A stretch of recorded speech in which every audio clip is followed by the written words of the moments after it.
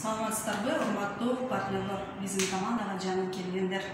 Сиздерге бул компания боюнча маалымат берейин дедим. Мен Абдуллаева Жумангүл, ошол компаниянын лидери болом. Сиздерге мотивацияны кантип алам, каяктан алам деген сурооңуздарга жооп бере кетсем.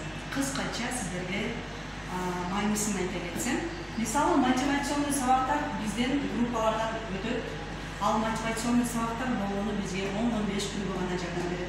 Андан кийин мотивацияңыз түшүп кетпеш үчүн, өзүңүздүн ойлоруңузду, кыялдарыңызды уктап калбаш үчүн өзүңүздү күнгө ойготуп туруп үйрөнүңүз.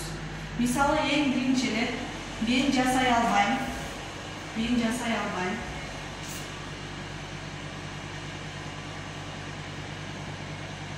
Колуман келбейт.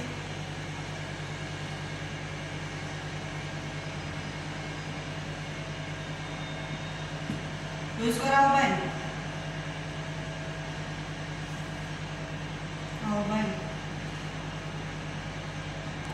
деген ойлордон арылыңыз. Бул ойлорду чыгарып салыңыз.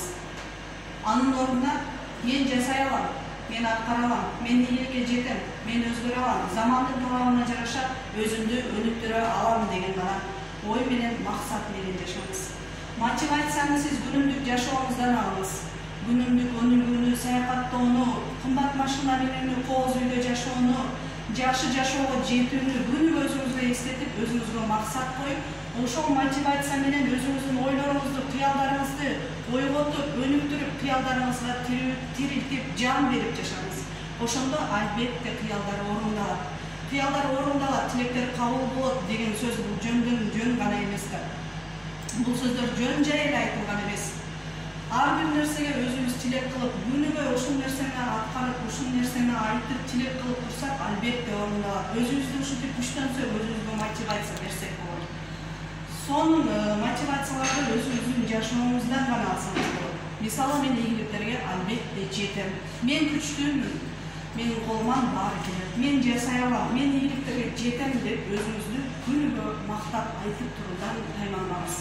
Бул нерсе сиздин мээңизди, оюңузду, кыялдарыңызды албетте ойготот.